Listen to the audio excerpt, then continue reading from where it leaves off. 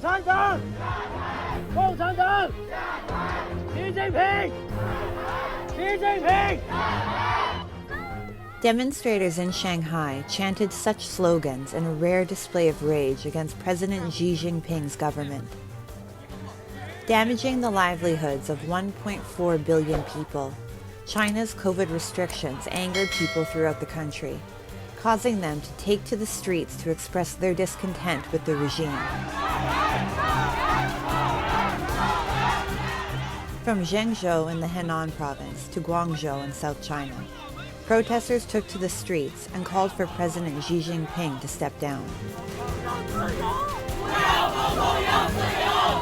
Inspired by the bravery of the protesters in China, Chinese living on foreign soil also organized themselves to speak out against Beijing's policy of citywide lockdowns, mass testing, and enforced quarantines. Xi Jinping!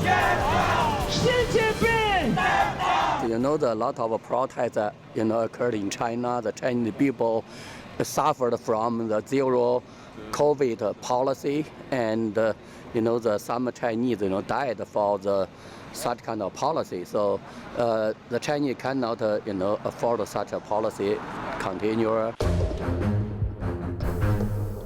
Following the widespread demonstrations inside and outside of China, several cities in the country announced the easing of lockdown regulations. For Beijing, which had moved quickly to suppress demonstrations, the public anger proved to be an unprecedented challenge.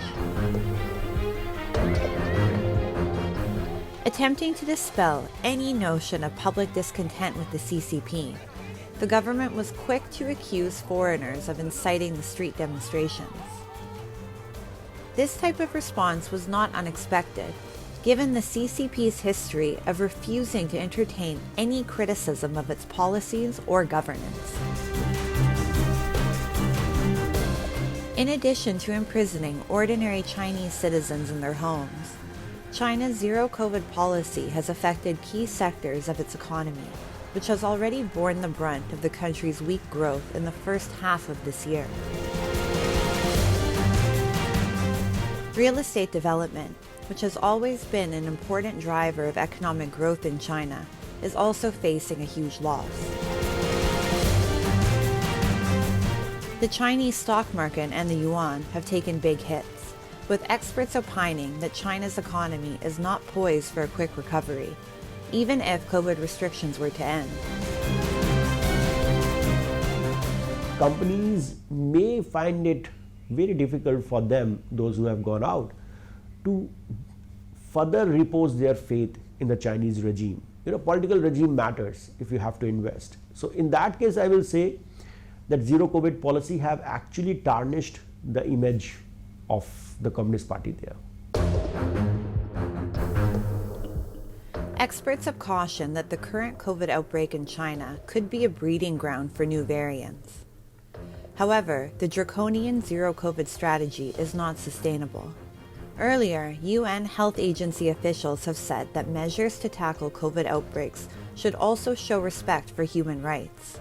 China has clearly not heeded this advice in formulating its COVID management strategies. What is clear, however, is that ordinary Chinese citizens have reached their limit in tolerance of the CCP's attempts at total control of the population.